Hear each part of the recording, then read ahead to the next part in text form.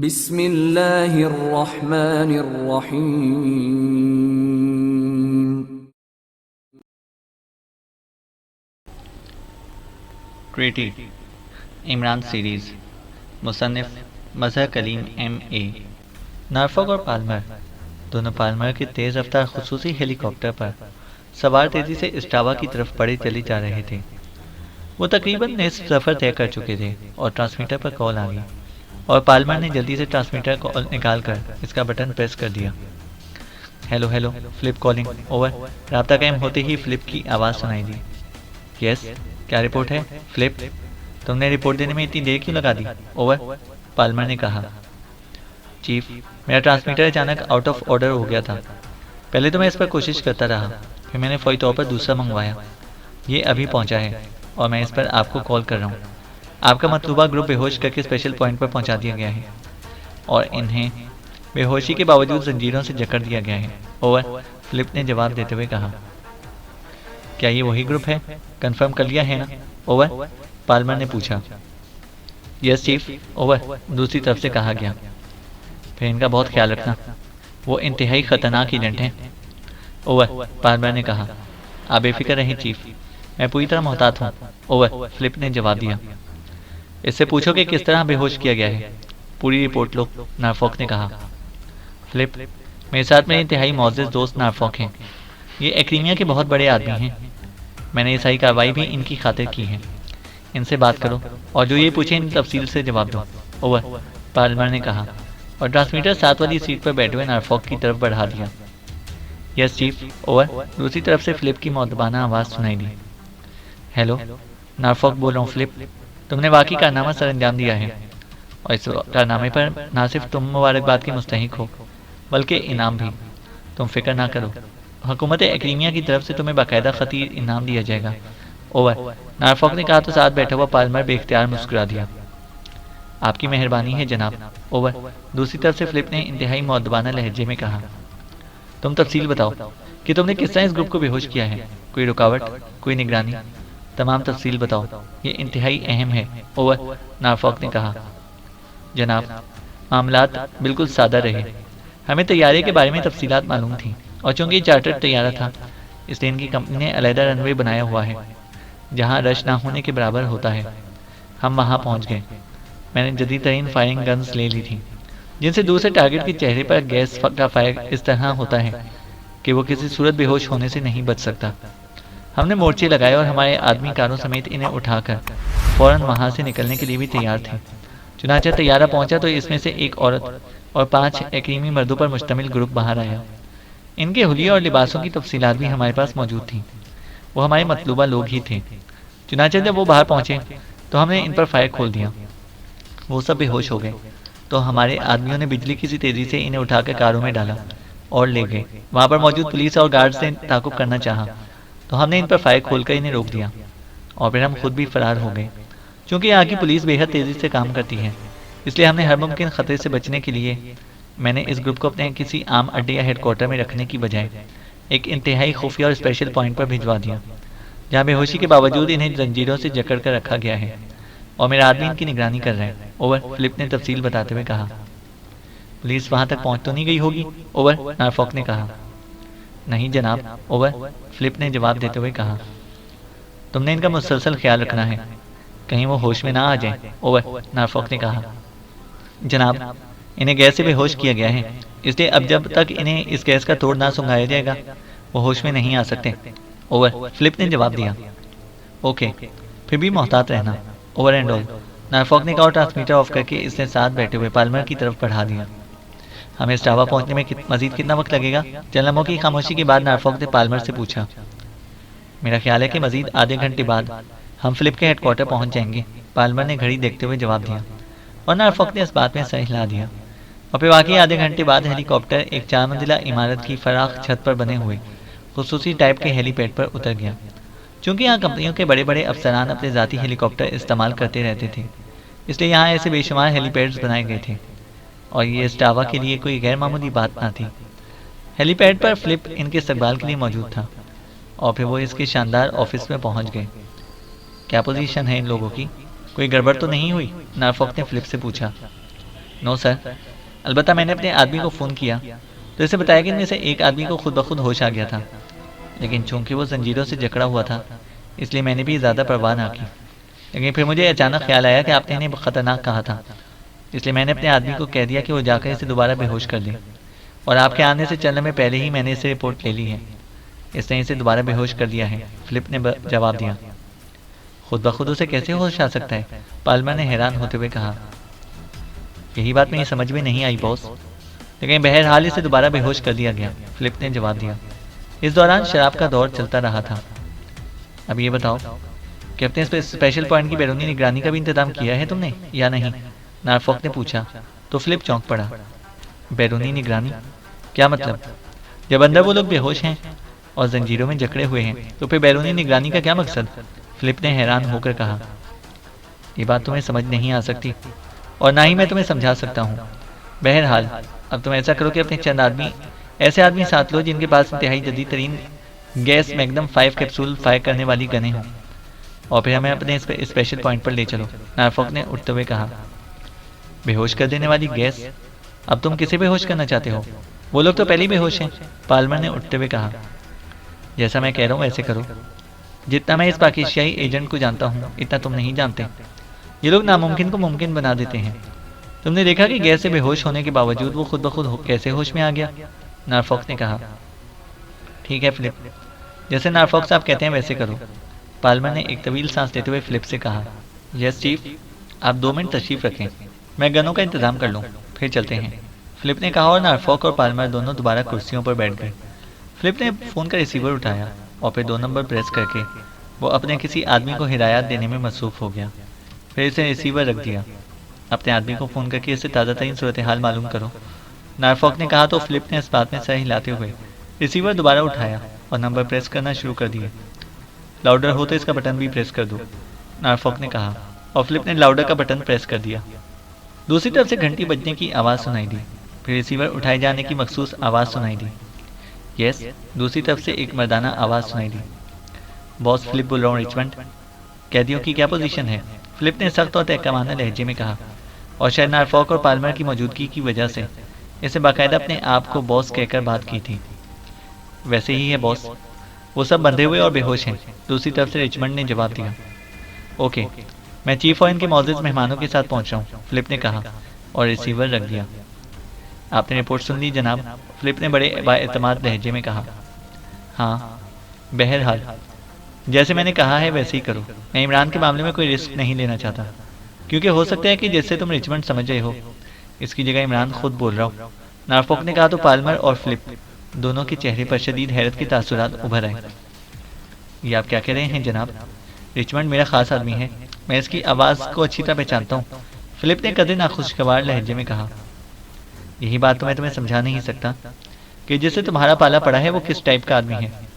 बस इतना बता दूं कि पूरी दुनिया की सीक्रेट एजेंसियां और बैनुल-अक़वामी तंजीमें इसका नाम सुनकर कांपने लग जाती हैं, और शायद हज़ारों नहीं तो सैकड़ों तंजीमें इसके हाथों मौत के घाट उतर चुकी होंगी। वो यकीनन माफ़ूकुल फितरत सलाहियतों का मालिक है। बहरहाल ये मामूली सा रिस्क लेने में कोई हर्ज नहीं है, नॉरफॉक ने कहा। ठीक है फिलिप, जैसे नॉरफॉक साहब कहें वैसे ही करो, पाल्मर ने कहा, और फिलिप ने इस बात में सर हिला दिया। थोड़ी देर बाद फ़ोन की घंटी बज उठी और फिलिप ने हाथ बढ़ाकर रिसीवर उठा लिया। यस, फिलिप ने कहा। रोडी बोल रहा हूँ बॉस, आपके हुक्म की तामील कर दी गई है, हम आपके मुंतज़िर हैं, दूसरी तरफ से एक मुअद्दबाना आवाज़ सुनाई दी।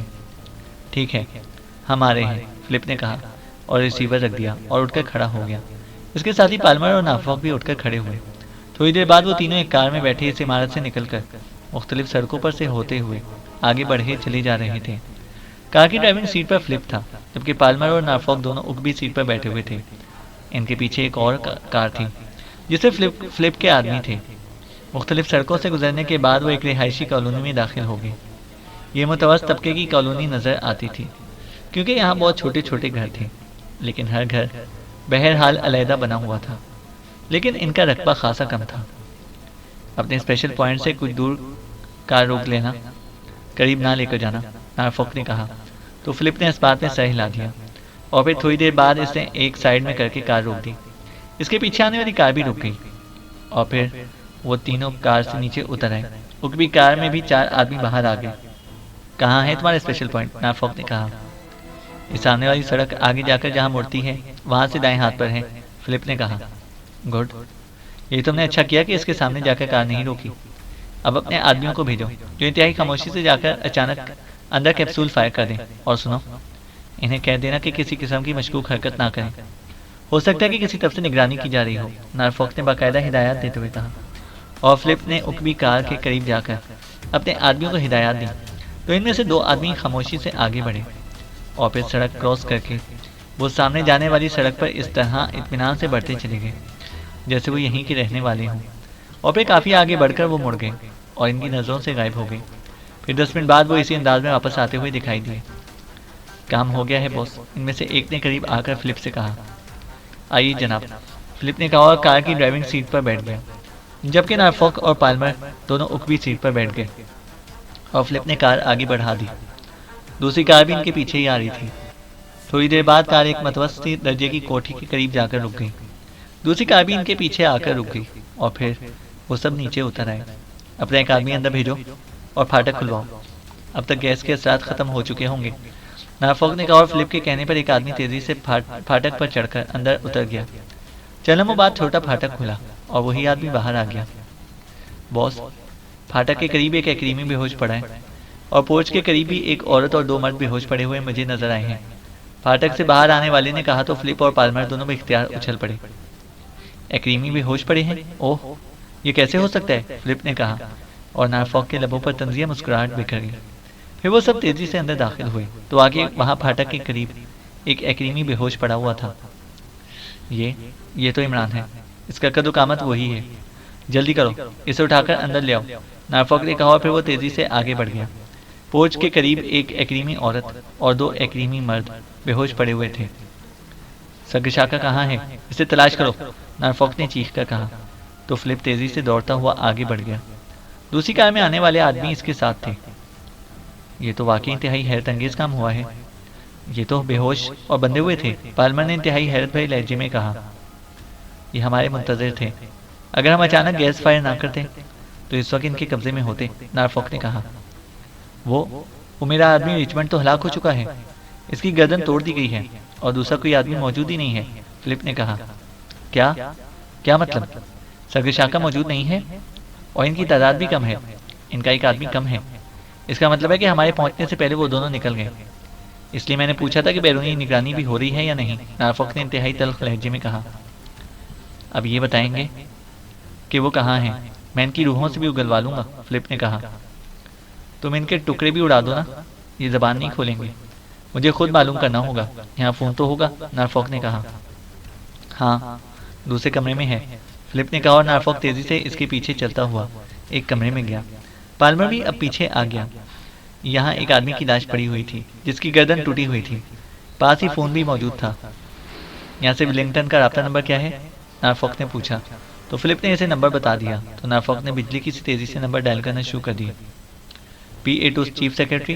राब्ता कायम होते ही एक नुस्वानी आवाज़ सुनाई दी। स्टावा से नारफॉक बोल रहा हूँ, चीफ सेक्रेटरी साहब से फौरी तौर पर बात करो, नारफॉक ने कहा। वो स्टावा से आने वाली ज़रूरी कॉल सुन रहे हैं, आप होल्ड ऑन रखें, दूसरी तरफ से कहा गया तो नारफॉक बेख्तियार चौंक पड़ा। यहाँ स्टावा से कौन इन्हें कॉल कर रहे हैं? नारफॉक ने हैरत भरे लहजे में कहा। वो एक्रीमिया के चीफ सेक्रेटरी हैं, इन्हें दुनिया भर से कॉल की जा सकती है। आखिर सरकारी काम तो चलते ही रहते होंगे, पाल्मर ने कहा और नारफॉक ने इस बात में सही हिला दिया। हेलो सर, क्या आप लाइन पर हैं? चलने बाद सेक्रेटरी की आवाज़ दोबारा सुनाई दी। यस, नारफॉक ने कहा। बात कीजिए, दूसरी तरफ से कहा गया। हेलो सर, मैं नारफॉक बोल रहा हूँ, स्टावा से, नारफॉक ने कहा। हाँ, क्या रिपोर्ट है सगशाका के मुतालिक?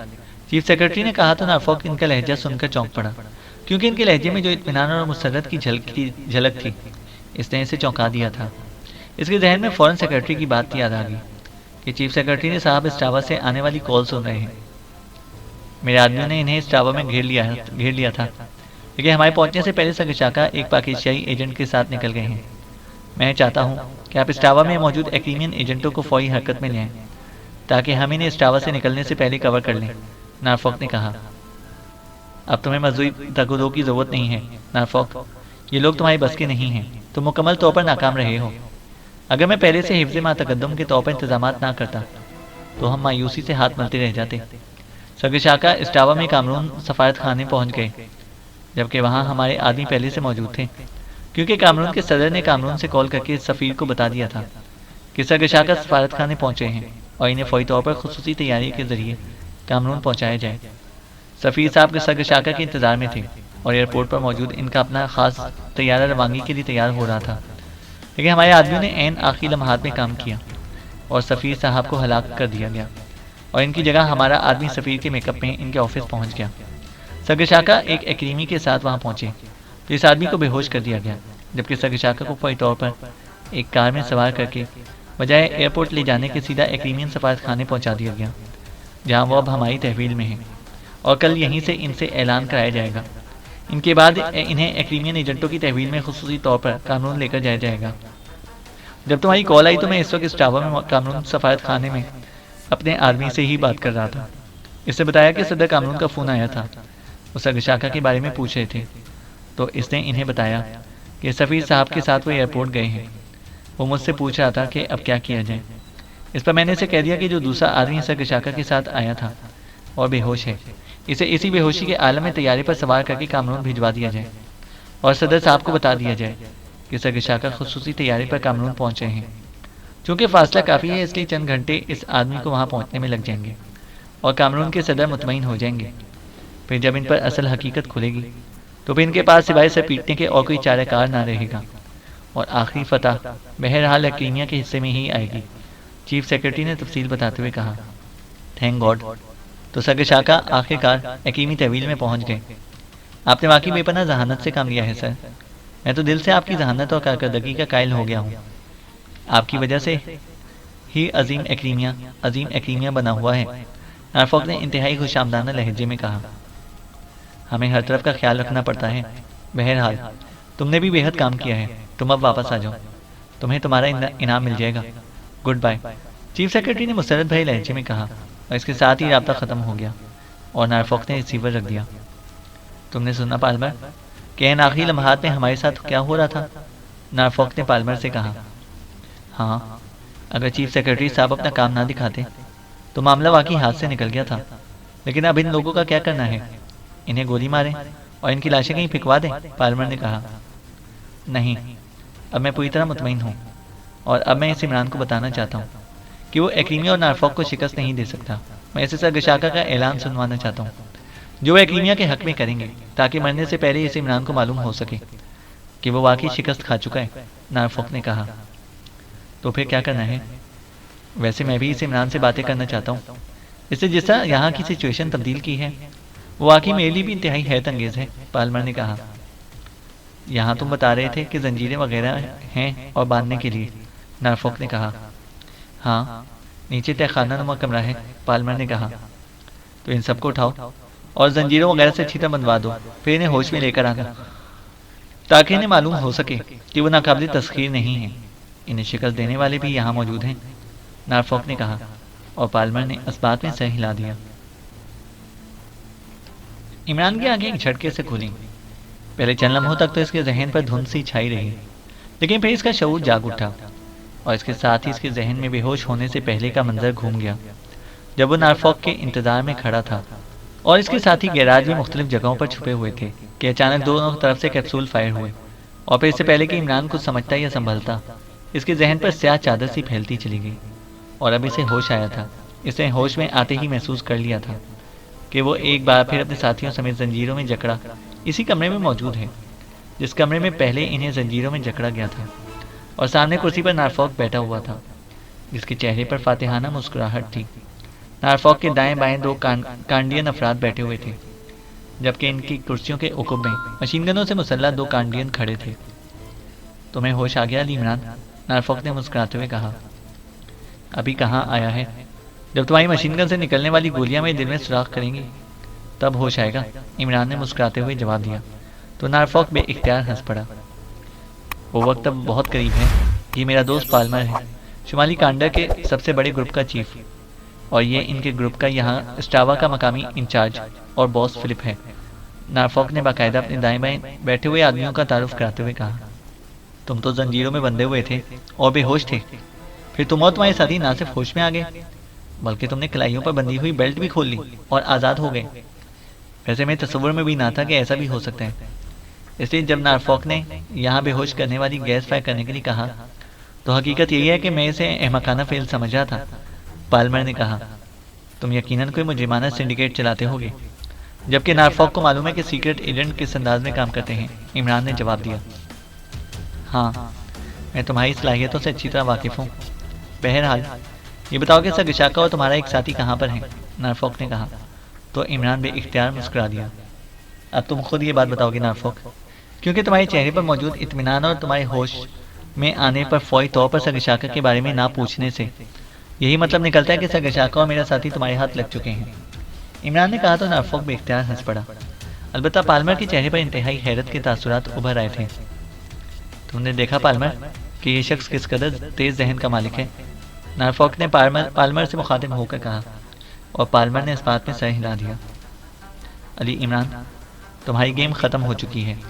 मुझे एतराफ़ है कि तुमने मुझे हकीकतन शिकस्त देने का बंदोबस्त कर लिया था, लेकिन सगशाका अब चीफ सेक्रेटरी एक्रीमिया की तहवील में पहुंच चुके हैं और तुम्हारा साथी सगशाका के रूप में इस वक्त सफारत खाने के खुसूसी तैयारी में बेहोशी के आलम में कामरून की तरफ परवाज कर रहा होगा।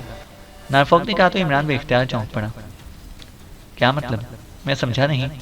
जहाँ तक सगशाका के एक्रीमिया की तहवील में जाने का ताल्लुक है, वो तो हो सकता है, लेकिन मेरे साथी का सगशाका के रूप में कामरून जाने का क्या मतलब हुआ, जबकि मेरा साथी सगशाका की कद्दो-कामत और जिसामत का हामिल ही नहीं है। फिर इसे किस तरह सगशाका जाहिर किया जा सकता है? इमरान ने हैरान होकर कहा। इसी लम्हे इसके साथियों के मुंह से एक के बाद दीगरे कराहें निकली और वो सब इनकी तरफ मुतवज्जा हो गए, और फिर एक एक करके सब साथी होश में आ गए और इन सब के चेहरों पर हैरत के तासुरात उभर आए। ये नारफॉक साहब की जहानत है कि हम दोबारा जंजीरों में जकड़े हुए हैं, इमरान ने अपने साथियों से मुखातिब होकर कहा, और इन सब ने होंठ भींच लिए। मैंने तो तुम्हें पहले कहा था कि नारफॉक का खात्मा कर दिया जाए, लेकिन न जाने तुम्हें ऐसे लोगों को बचाने में क्या लुत्फ आता है। तनवीर ने कहा तो नारफॉक के चेहरे पर यकलख गुस्से के तासुरात उभर आए। नहीं, नारफॉक पर रिटायर हो चुका है, और रिटायर आदमी तो बहरहाल रिटायर ही होता है। इमरान ने हंसते हुए कहा, ये तुम्हारा साथी है, क्यों ना इसका खात्मा कर दिया जाए? नारफॉक ने वसीले लहजे में कहा। अरे अरे, क्या वाकई तुम रिटायर हो चुके हो? पहले तो तुम्हें ऐसी बात पर गुस्सा ना आता था। मेरे इस साथी का जहन गर्म है, और तुम जानते हो कि हर तंजीम में ऐसे गर्म दिमाग आदमियों की मौजूदगी ज़रूरी होती है। बहरहाल तुमने ये नहीं बताया कि सगशाका और मेरे साथी वाली जो बात तुमने बताई है, इसका पस मंज़र क्या है? इमरान ने मुस्कुराते हुए कहा। तो नारफॉक ने बेख्तियार एक तवील सांस लिया। तुमने सगशाका और अपने साथी को यह समझ कर स्टावा में कामरून सफारत खाने भिजवाया कि सगशाका वहाँ महफूज रहेंगे, और इससे पहले तुमने शायद यहाँ से सगशाका और कामरून के सदर की बात भी कराई होगी। चुनाचा सदर कामरून ने सफ़ीर साहब को हुक्म दिया कि सगशाका जैसे ही सफारत खाने पहुँचे, इन्हें फौरी तौर पर सफारती चार्टर तैयारी पर कामरून भिजवा दिया जाए। चुनाचा सगशाका के वहाँ पहुँचने से पहले ही तैयारियाँ मुकम्मल कर ली गईं, लेकिन एक्रीमिया के चीफ सेक्रेटरी भी तुम्हारी तरह हर तरफ का ख्याल रखते हैं। चुनाचा उन्होंने इसी नुक्ता नज़र के तहत कि सगशाका किसी भी वक्त सफारत खाने में पनाह ले सकते हैं, अपने आदमियों को अलर्ट कर दिया। चुनाचे सगशाका के सफारत खाने पहुँचने से पहले कामरून सफ़ीर को हटा दिया गया और एक्रीमियन एजेंट सफ़ीर बन गया। चुनाचा जैसे ही सगशाका वहाँ पहुँचे, इन्हें एयरपोर्ट ले जाने की बहाने सीधा एक्रीमियन सफारत खाने भिजवा दिया गया, जहाँ से एक्रीमिया के सफ़ीर ने इन्हें अपनी तहवील में लेकर एक इंतहाई खुफिया मकाम पर पहुँचा दिया, और चीफ सेक्रेटरी साहब के हुक्म पर तुम्हारे साथी को बेहोश करके और सगशाका का नाम देकर तैयारी पर सवार करा दिया गया, और कामरून के सदर को बता दिया गया कि सगशाका का तैयारी पर कामरून पहुँच रहे हैं, ताकि वो मुतमईन हो जाएं।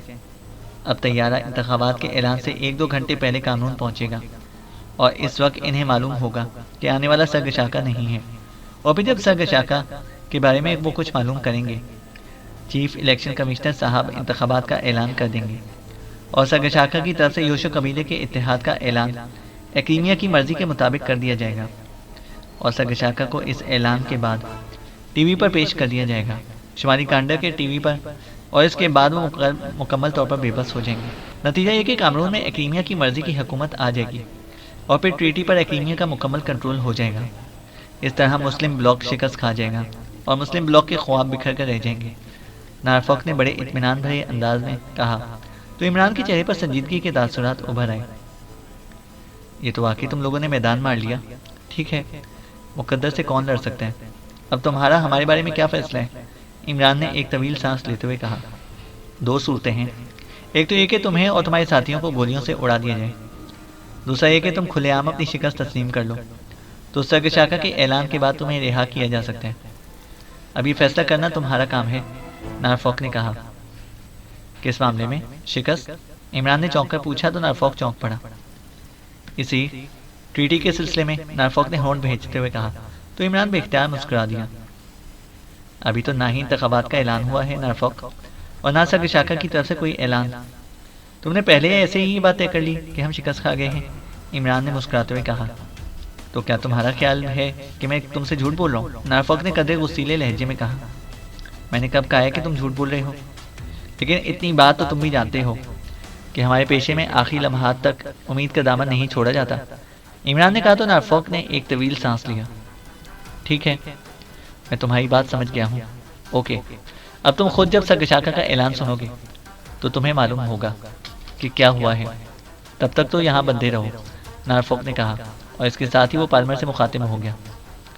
पाल्मर, क्या ऐसा हो सकता है कि इन सबको तवील बेहोशी के इंजेक्शन लगा दिए जाएं और इन्हें यहाँ से निकालकर किसी महफूज जगह पर मुंतकिल कर दिया जाए जहाँ ये कल तक मुसलसल बेहोश रहें? नारफॉक ने कहा। क्यों नहीं, हो सकता है नारफॉक, तुम जो चाहो वैसे ही हो सकता है। क्यों फ्लिप?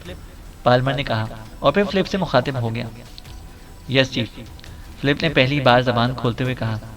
ओके, फिर ऐसा ही करो कि इन सबको तवील बेहोशी के इंजेक्शन लगा दो, नारफॉक ने फैसलाकुन लहजे में कहा, और फिर उठकर खड़ा हो गया। ओके इमरान, तुम पहले सर्गशाका का ऐलान सुन लो, फिर तुम्हारे मुतालिक फैसला करूंगा, नारफॉक ने कहा, और बैरूनी दरवाजे की तरफ मुड़ गया, और इमरान ने बेख्तियार एक तवील सांस लिया। चैनल को सब्सक्राइब करें और बेल आइकन को प्रेस करें ताकि हमारी हर अपडेट आपको बर वक्त मिल सके।